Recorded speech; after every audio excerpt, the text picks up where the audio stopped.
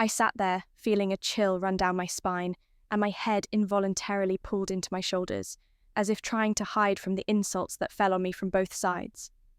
Charlotte, the mother of my future husband, did not mince words in her accusations, blaming me for every possible sin imaginable. Her eyes burned with indignation, and her voice trembled with pent-up anger. And what about my beloved? Anthony, my fiancé, sat beside me without saying a word in my defense. He just nodded, confirming her every word, like a soulless porcelain figurine that never expressed its feelings. We met at the moment when I, having barely crossed the threshold of a new school, was the object of ridicule from my classmates because of my huge glasses, which looked very comical in the eyes of the children. I remember it as if it were yesterday. It seemed that the whole class decided to attack me at once with these prickly jokes, and only one person resolutely stood up for me. Anthony, the strongest and most determined boy in the class, confidently declared that anyone who dared to touch the new girl would have to deal with him. His words instantly put an end to the ridicule, and from that moment on, a lasting friendship began between us. Anthony, who was always there, protected me from all adversity, and I, in turn, helped him cope with his studies, which did not come as easily to him as I did. Our relationship became a real symbiosis, where each of us complemented and supported the other. Anthony instantly won the sympathy of my parents. He was the embodiment of their ideas of an ideal young man. Athletic, charming, with a sincere love for animals. The only thing that worried them was his academic performance. But they turned a blind eye to this, knowing that he was actively involved in sports. Anthony was the best in his school in skiing, and his achievements in competitions made up for the academic gaps. I, in turn, demonstrated success in my studies, shining in Olympiads in a variety of subjects, from the Russian language to physics and history.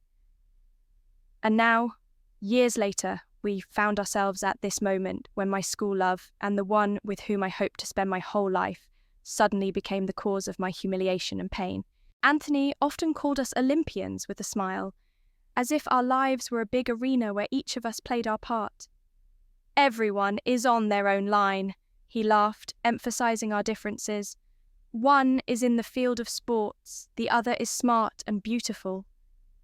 These words always brought me joy, because they seemed to be an expression of sincere pride in me. However, as much as we both liked this humorous metaphor, the reality turned out to be much less favourable. From the very beginning, our union did not delight his mother Charlotte, this elegant and strong-willed woman with a firm outlook on life and, as I soon realised, an unbending character, did not immediately accept me. I vividly remember the first meeting when I, a little excited, crossed the threshold of their house. I was asked to wait in the living room while Charlotte set the table in the kitchen. Picking up the book, I tried to concentrate on the pages, but I could hardly hide my excitement. "Anthony, tell me honestly, do you really like that blue stocking?" Charlotte's whisper, loud as a bell. I froze when I heard these words, as if a sudden chill ran through my skin. Anthony, with his usual ease, answered in the same loud whisper, as if he did not attach serious importance to his mother's words. "Of course, Mother. Olivia is just an incredible girl. Please don't pay attention to her glasses." Sitting on the couch, I bit my lip, trying to hold back the tears that suddenly came to my eyes. For the first time, I felt like a stranger in a world where the mother of my loved one saw nothing attractive in me except for the frame of my glasses. "Of course, you live," I heard Charlotte's cold and distant voice. "But I would not be in a hurry to make my choice. There are so many beauties around, but no, my son paid attention to this abstruse girl." At that moment, the door to the hallway creaked open, and Charles, Anthony's father, entered the apartment. Outwardly, this tall, slightly stooped man gave the impression of a man who was used to the shadow of his wife. His step was cautious, as if he was afraid of accidentally waking a sleeping snake. I heard Charlotte turn her attention to him, and the tension in the house became palpable. "Charles, I asked you to buy a Prague cake, and what did you bring?" I clearly imagined how she, standing with her hands resting on her hips, stared at him, not giving even a chance for justification. And, indeed, a moment later I heard his muffled voice, full of apologies. "Charlotte, the saleswoman recommended it to me. She said it was very fresh," he muttered like a schoolboy caught in a misdemeanor. "And there was no Prague at all." It became clear to me that Charlotte was in charge of this house. She was not just the hostess, but also the invisible hurricane that determined the entire order and rhythm of life of these people. Charles, like Anthony, seemed to be a subordinate, a follower, and each of them seemed to be used to the role. At that moment, as I sat in the living room, I felt something change in my perception of Anthony. If before he seemed to me unshakable and strong, now I began to notice how his confidence gradually dissolved under the pressure of his mother's will. I sat in an armchair across from the window, trying to concentrate on my book, but my thoughts slipped away, returning to a recent conversation with Anthony. His mother's words, uttered with sarcastic confidence, resounded in my head for a long time, leaving a bitter aftertaste. All this time, I couldn't help feeling that our family, despite its modesty and a lack of external gloss, was a model of warmth and understanding compared to Anthony's house. These thoughts have filled me since the first time I met his mother Charlotte, and since then I have avoided crossing paths with this domineering woman in every possible way. Anthony, sensitive and loyal, as always, tried to smooth out the rough edges, protecting his mother, albeit not always convincingly. "You see, Olivia, this is the position of Mom. She works for me as a supply manager in a sanatorium, as she calls herself, deputy chief physician for housekeeping. She has big ambitions, but believe me, she's a really good person. Don't even doubt it," he said, his voice sounding hopeful that I would hear something other than what I had already seen with my own eyes. Anthony was sincere in his desire to justify his mother, but I still felt uncomfortable in her presence. I became more and more convinced every day that it was better to keep a safe distance from Charlotte without entering into unnecessary contact with her. However, no matter what Charlotte said, Anthony undoubtedly got his good grades in school thanks to me. He was kind and loyal, but he did not have the perseverance and discipline that were necessary to achieve academic success. It was me, bending over the textbooks until late at night, helping him to comprehend difficult subjects, pulling him literally by the ears, prompting and instructing him.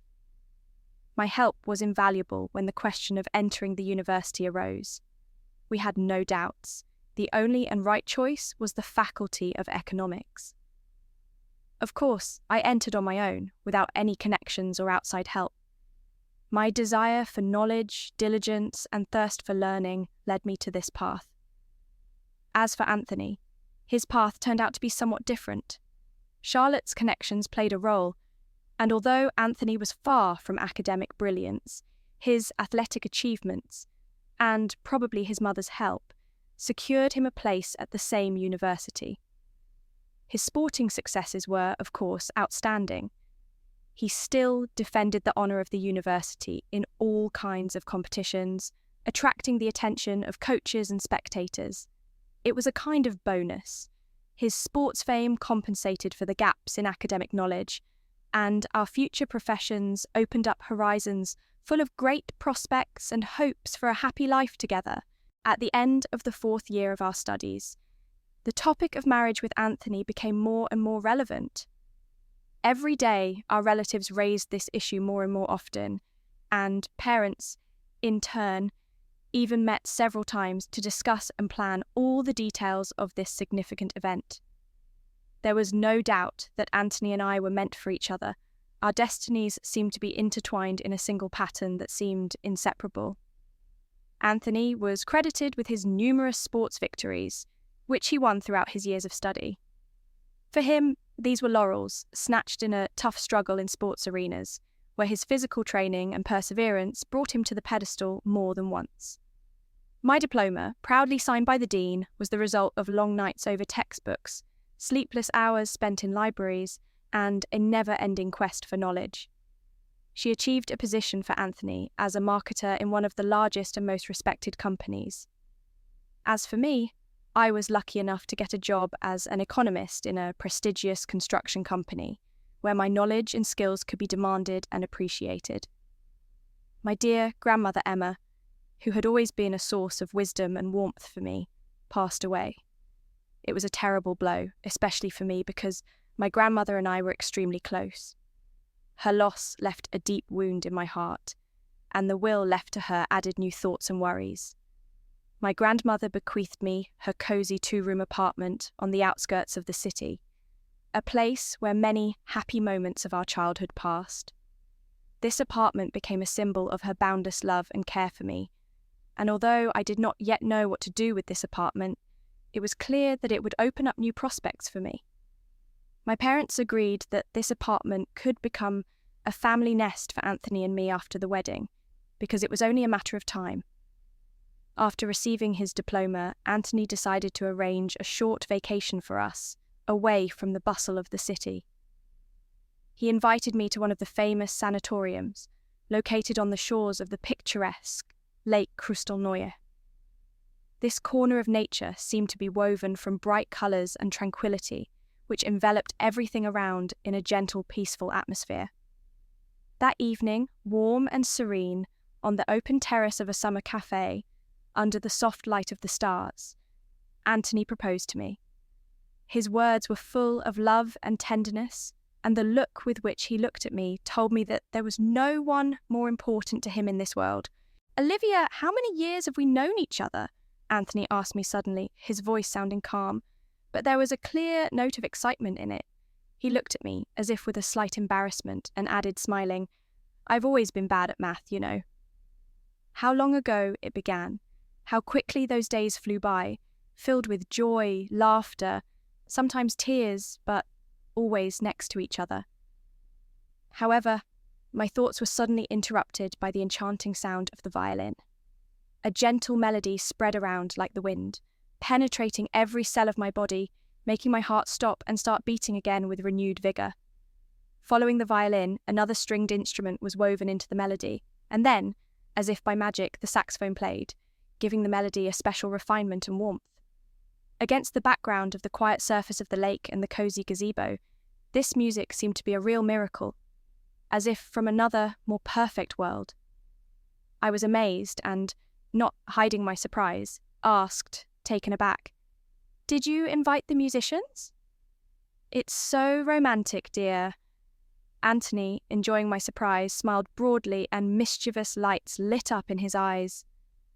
"This is only a small part of what I can do for you, Olivia," he said with warmth in his voice, looking at me with tenderness and love that was impossible not to feel. Like a magician discovering a secret, he opened it gently, and a jewel of extraordinary beauty appeared before my eyes. Against the deep blue velvet, the ring glittered. Its glow seemed somehow unreal, as if it had absorbed all the light of this magical evening. "Of course, I can't afford this masterpiece," said Anthony, with a faint embarrassment in his voice.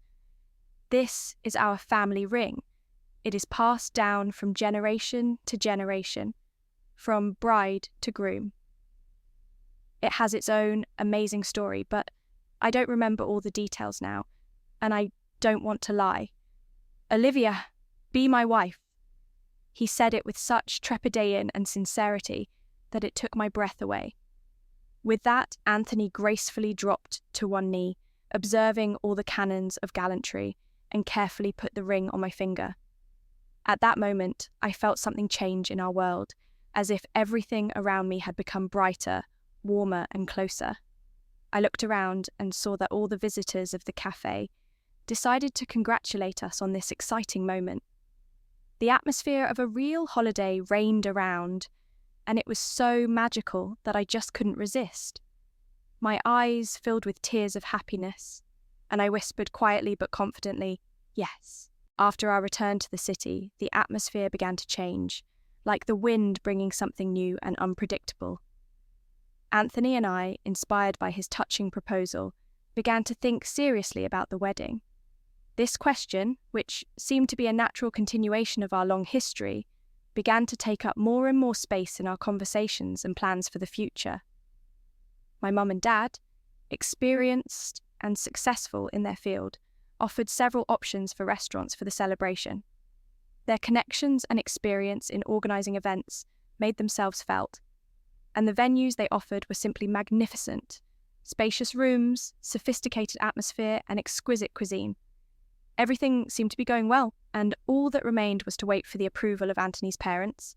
However, as it soon turned out, my fiancé's parents had completely different plans, which gradually began to show their cards.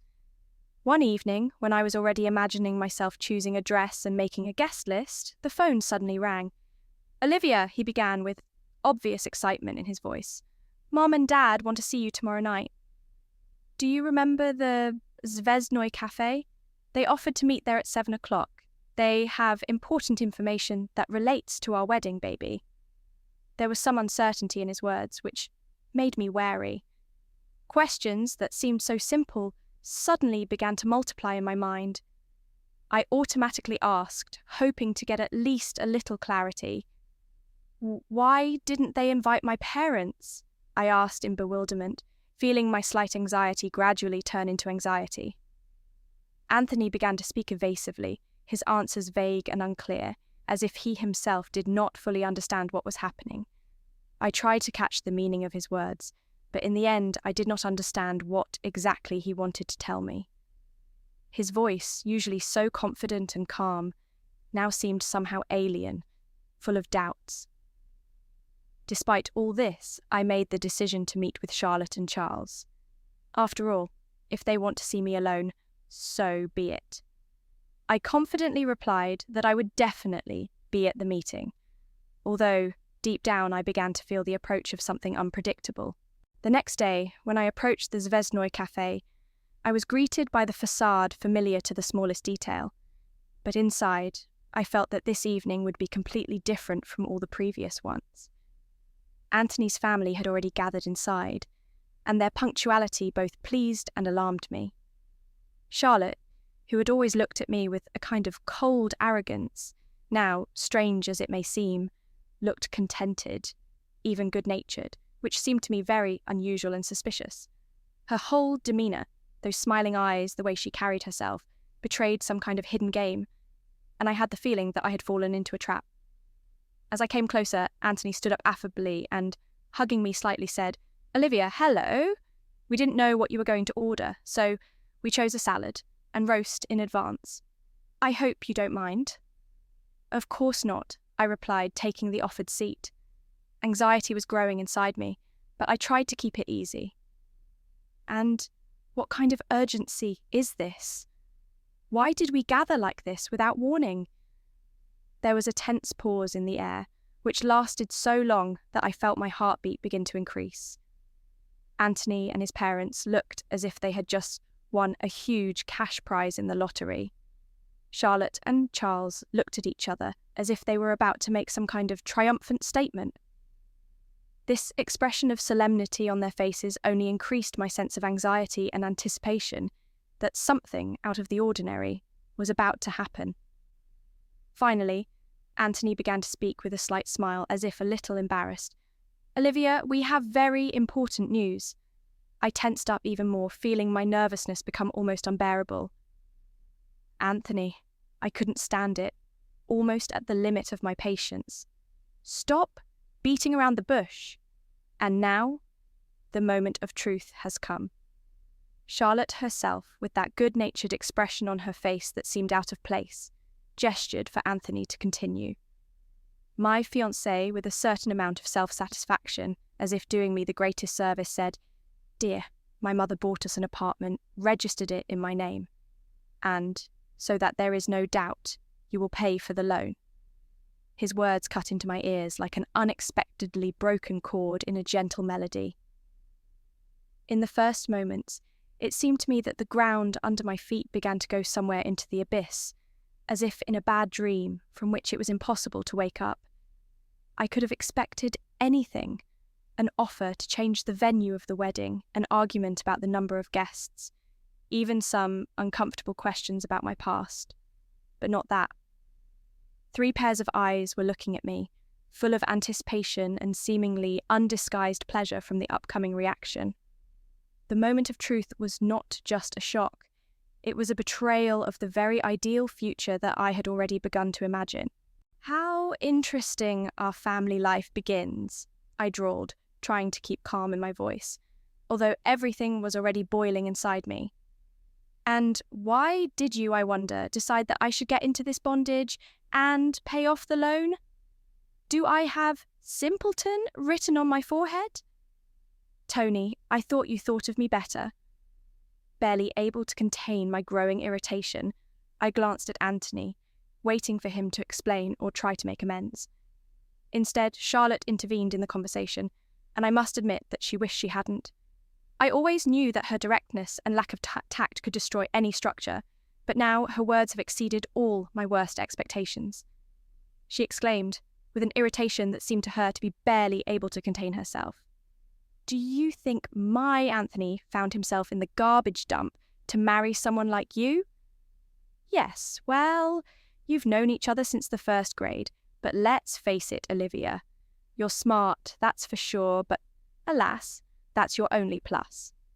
Charlotte's words, spoken with the same arrogance she always showed to me, were like a blow that left me speechless for a few moments. Her face, distorted by a kind of gloomy satisfaction, only increased my growing dislike. "Thank you, Charlotte, for that kind word." I tried to gather myself to answer, but Charlotte was already continuing, her voice becoming more and more aggressive, as if she had been overcome by her own long-suppressed emotions. "You know, Olivia," she continued, becoming more and more inflamed, "I am anxiously thinking about what kind of grandchildren I will have. My Anthony is as good as Apollo, and you are the most ordinary girl, of which there are millions. You should be happy and grateful that my son chose you.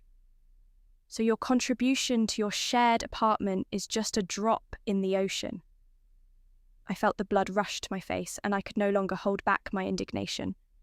But, gathering all my dignity and inner strength, I unhurriedly, restrainedly, but clearly answered, "Why didn't you give me a share in this apartment? Wouldn't that be fair?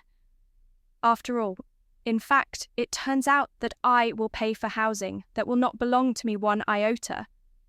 Is this normal, do you think?" For me, no. It turns out that you did not even consider me worthy of discussing these plans. For me personally, this is unacceptable, and I think any normal person will agree with me. I'm sorry, but this approach to marriage, it is far from what I imagined. A tense silence hung in the air. Anthony and his parents did not seem to expect such resistance, as if they were sure that I would meekly accept their terms. But now I realized that the time had come to reconsider everything that seemed to me unchanged in our future.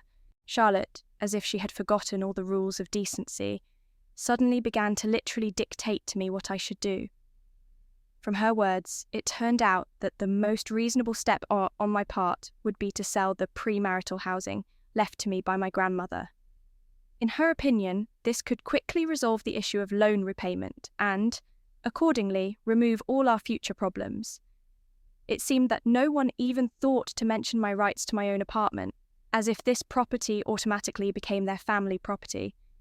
At that moment, it became quite clear to me that in Charlotte's eyes, I was nothing more than a money bag that should contain her precious son. Charles, who had always seemed to me a soft and insecure person, suddenly muttered something under his breath and, citing the need for privacy, hastily retreated into the bowels of the men's room.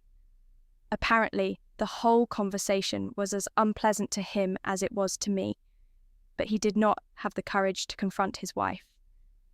But before I finally left, I took off the ring that Anthony had given me with such trepidation and handed it to him. "I think it belongs to you, Tony." I left the cafe, feeling as if everything human was leaving me as I moved away from this place. I walked home, unable to feel my legs beneath me, immersed in my thoughts, which, one after another, swirled like clouds over the horizon. Inside, I had a strong feeling that they wanted to deceive me, to use me as a source of money and not a loving partner. But is such talk possible where there is love? Can love be associated with such conditions that require one of the partners to sacrifice everything for the sake of someone else's interests? When I returned home, my first thought was to talk to my parents. I told them everything, and the expressions on their faces spoke for themselves. They stretched out in amazement, and then a mixture of anger and disappointment appeared in my mother's eyes. The message from Anthony came around 10 o'clock in the evening. I naively believed that he would apologize for his cowardice and for his mother's behavior. But no, instead of apologizing, I received cold and reproachful words. You behaved very indecently. Mum and I are trying our best to get our lives back on track. And you're greedy, Olivia. Does a loving person act like that? I could hardly believe my eyes as I read his message. Everything inside me turned upside down, but I collected my thoughts and sent an answer. Does a loving person drive his partner into bondage? To be honest, Tony, I had a different idea of love, believe it or not. It was, of course, Anthony trying to talk to me personally. But I didn't pick up the phone. Too many feelings and thoughts overwhelmed me at that moment. An unpleasant aftertaste remained on my soul, as if someone took it out of my body, rolled it in the dirt and put it back in. That evening, I realized that I was not ready to marry a man who did not have his own opinion and was led by his mother. It's better to be alone than to be with anyone,